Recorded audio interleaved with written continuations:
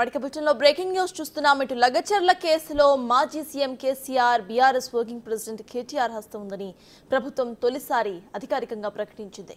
ఈ కేసును ఎదుర్కొనేందుకు కేసీఆర్ 10 కోట్లు రిలీజ్ చేశారని వెల్లడించింది. దీనివల్లే తమ వెనక కేసీఆర్ కేటీఆర్ ఉన్నారని నిందితులు ధీమాగా చెప్పారని అధికారులు చెబుతున్నారు. అయితే హైదరాబాద్ వాసి సురేష్ ను కలెక్టర్ హత్యకు నరేందర్ రెడ్డి పంపించారు. చర్చ లేకుండానే దాడి హత్యకు కుట్రే తొలిసారి ఇటు కేసీఆర్ కేటీఆర్ పేర్లను రాష్ట్ర ప్రభుత్వం ప్రస్తావించింది. అయితే నరేందర్ రెడ్డి రెచ్చగొట్టే ప్రసంగాలు పెన్ డ్రైవ్ ను కూడా హైకోర్టుకు అందజేసింది ప్రభుత్వం.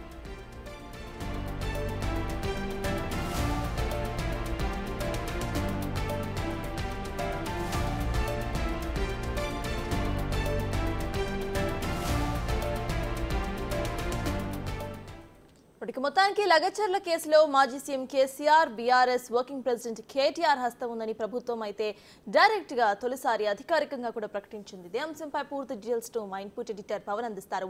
పవన్, చెప్పండి, ఇప్పటి వరకు 2 పార్టీల ఘర్షణ మాత్రమే చూసాము. ఇప్పుడు డైరెక్ట్ గా ప్రభుత్వం అధికారికంగా ప్రకటించేసింది ఇటు కేటీఆర్ కేసీఆర్ హస్తం ఉంది, 10 కోట్లు రిలీజ్ చేశారు అని కూడా. అసలు దీన్ని ఎలా చూడాలంటారు? ఈ 10 కోట్లు వేటికై ఉండొచ్చు? అప్డేట్స్ ఏంటి?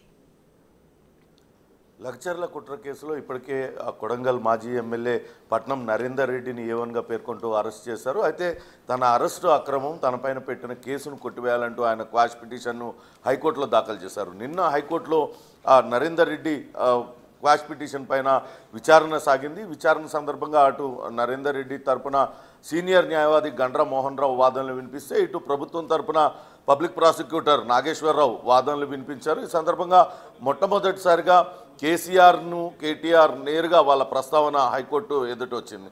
ఈ మొత్తం కుట్ర వెనకాల నరేందర్ రెడ్డి ఉన్నారు, నరేందర్ రెడ్డి వెనకాల కేసీఆర్ కేటీఆర్ ఉన్నారు. లగచర్లలో విధ్వంసం సృష్టించడం ద్వారా, అక్కడ భూసేకరణ ఆపివేయడం ద్వారా కొంత ప్రభుత్వాన్ని అస్థిరపరిచే కుట్ర అటు కేసీఆర్ కేటీఆర్ పన్నారు. అందుకే ఈ కుట్ర కోసం 10 కోట్ల రూపాయలు ఆయన ఖర్చు పెట్టాలనుకున్నారు. అవన్నీ 10 కోట్ల రూపాయలు విడుదల చేశారంటూ ఆయన తన వాదనలు వినిపించారు. దీనికి సంబంధించిన ఆధారాలు ఏమైనా ఉన్నాయా అంటూ కోర్టు అటు పబ్లిక్ ప్రాసిక్యూటర్ని అటు ప్రశ్నించింది. దాంతో అటు నరేందర్ రెడ్డి గత కొద్ది రోజుల క్రితం ఏదైతే ప్రసంగించారో తన వెనకాల కేటీఆర్ ఉన్నారు, ఇంకా పెద్దవాళ్ళందరూ కూడా ఉన్నారు, ఎవరు వచ్చినా సరే గ్రామానికి ఎంఆర్ఓ వచ్చినా కలెక్టర్ వచ్చినా ఈవెన్ రేవంత్ రెడ్డి ముఖ్యమంత్రి రేవంత్ రెడ్డి వచ్చినా సరే దాడికి పాల్పడ్డాలంటూ వాళ్ళని రెచ్చగొట్టారంటూ దానికి సంబంధించిన వీడియోలన్నీ కూడా లభ్యమవుతున్నాయంటూ ఆయన చెప్పారు. మొత్తం మీద దీని వెనకాల పెద్ద కుట్ర ఉంది, కావాలనే కుట్రపూరితంగా వ్యవహరించారు.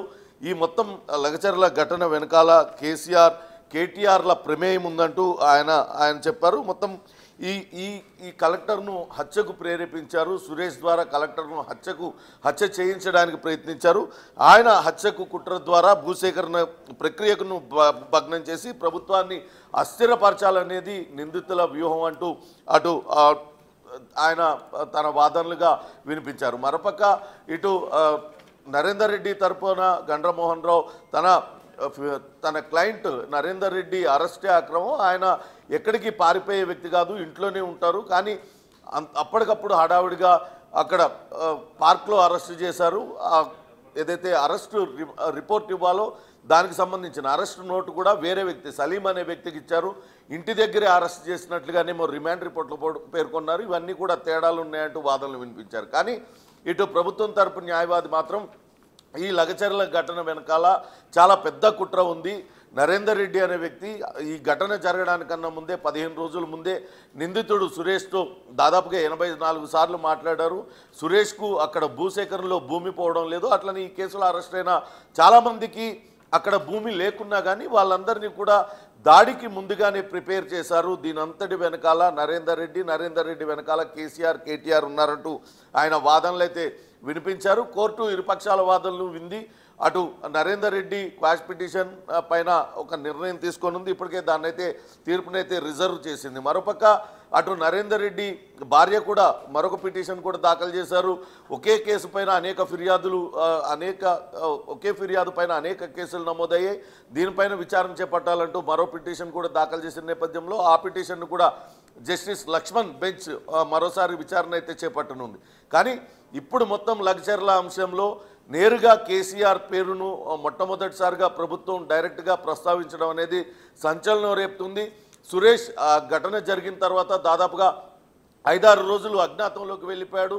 ఘటన జరిగిన వెంటనే ఎవ్వరికీ దొరకకుండా అదృశ్యమైపోవడం వెనకాల కూడా ఆ పార్టీ బీఆర్ఎస్ పార్టీ పెద్దల హస్తం ఉన్నట్లుగా అనేక అనుమానాలు వ్యక్తం అవుతున్నాయి. ఇప్పటికే ఆయన ఒక పార్టీ కార్యాలయంలోని ఇన్ని రోజులు చాలా పెద్దల సమక్షంలో ఆయన సేఫ్గా ఉన్నాడు అనే చర్చ జరుగుతున్న నేపథ్యంలో సురేష్ ఎక్కడ ఉన్నాడు, ఆయన తప్పించిన పెద్దలెవరు, ఇవన్నీ కూడా పోలీసులు అయితే దర్యాప్తు చేస్తున్నారు. కానీ కోర్టులో నేరుగా కేటీఆర్ ప్రమేయం పైన కేసీఆర్ ప్రమేయం పైన అటు ధృవీకరిస్తూ ఇప్పుడు వాదనలు చెప్పడం అనేది కొంత రాజకీయంగా సంచలనం సృష్టిస్తుంది. సర్తాజ్, అయితే పవన్, ఈ నేపథ్యంలో అసలు నెక్స్ట్ సిచ్యువేషన్స్ ఎలా మారబోతున్నాయి అనుకోవచ్చు? పొలిటికల్గా ఇటు తెలంగాణలో ఎటువంటి సినారియోస్ మనం చూడాల్సిన పరిస్థితి వస్తుందనుకోవచ్చు? ఇప్పటికే కేటీఆర్ అయితే రెచ్చగొట్టే ప్రసంగాలు చేస్తూ ఉన్నారు.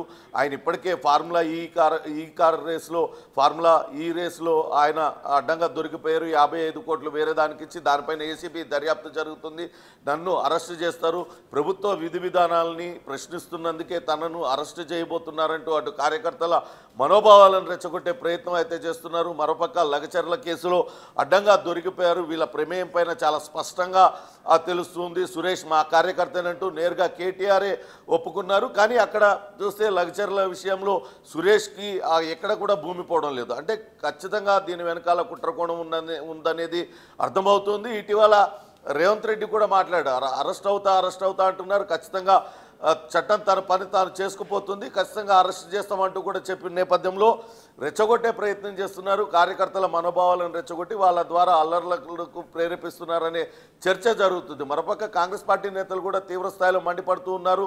ఇక్కడ కాంగ్రెస్ పార్టీ అమలు చేస్తున్న సంక్షేమ పథకాలు చూసి ఓర్వలేకనే కావాలని ఏదో రకంగా అలజడి సృష్టించి రాజకీయ లబ్ధి పొందాలని బీఆర్ఎస్ పార్టీ భావిస్తుందనేది కాంగ్రెస్ పార్టీ చేస్తున్న వాదన. ఇటీవల మనం చూసాం, నిన్న మొన్నటి వరకు కూడా అక్కడ గిరిజనుల పైన లగచర్లలో భూమి పోయిందంటూ అటు బీఆర్ఎస్ ధర్నాకు ప్రయత్నించింది. కానీ అటు మహబూబాబాద్లో శాంతి భద్రతల సమస్య తలెత్తుతుందన్న కారణంగా వాళ్ళకి అనుమతి నిరాకరించారు. ఇప్పుడు మళ్ళీ హైకోర్టు నుంచి అనుమతి తీసుకున్నారు. కానీ అక్కడ గిరిజనులందరూ కూడా కేటీఆర్ వ్యవహార శైలిపైన తీవ్ర ఆగ్రహం వ్యక్తం చేస్తున్నారు. ఖచ్చితంగా ఆయన వస్తే మాత్రం తాము నిలదీస్తాము, గత 10 ఏళ్లలో శంకర్ నాయక్ మా భూముల్ని దోచుకున్నాడు, మా భూముల్ని కబ్జా చేశాడు, అప్పుడు మేము ఎన్నోసార్లు రిప్రజెంటేషన్ కేటీఆర్కి ఇచ్చినా కూడా ఎప్పుడు కూడా పట్టించుకున్న పాపాన పోలేదు. కానీ ఇప్పుడు ఎక్కడో లగచర్ల ఘటన జరిగితే మహబాద్లో వచ్చి ఆయన ధర్నా చేయడం వెనకాల ఏంటి, ఇలా రాష్ట్ర వ్యాప్తంగా తిరుగుతూ కావాలని అల్లర్లు సృష్టించడానికి ప్రయత్నిస్తున్నారు. కాబట్టి ఆయనకి గట్టిగా బుద్ధి చెప్తామంటూ అటు అక్కడ మహబూబాబాద్ సంబంధించిన గిరిజనులు చెప్తూ ఉన్నారు. ఏదేమైనప్పటికీ రకరకాలుగా అల్లర్లు సృష్టించి రాజకీయంగా లబ్ధి పొందాలనేది బీఆర్ఎస్ వ్యూహంగా కనపడుతుందంటూ అటు కాంగ్రెస్ పార్టీ నేతలు కాంగ్రెస్ పార్టీ శ్రేణులు కూడా ఆందోళన వ్యక్తం చేస్తున్నాయి. ఖచ్చితంగా ఆధారాలు లభ్యమైనాయి కాబట్టి ఇప్పటికే వీళ్ళకు వ్యతిరేకంగా ఆయనను అరెస్టు చేయాలంటూ డిమాండ్ వినపడుతుంది. Sartaj, right, thank you Pawan.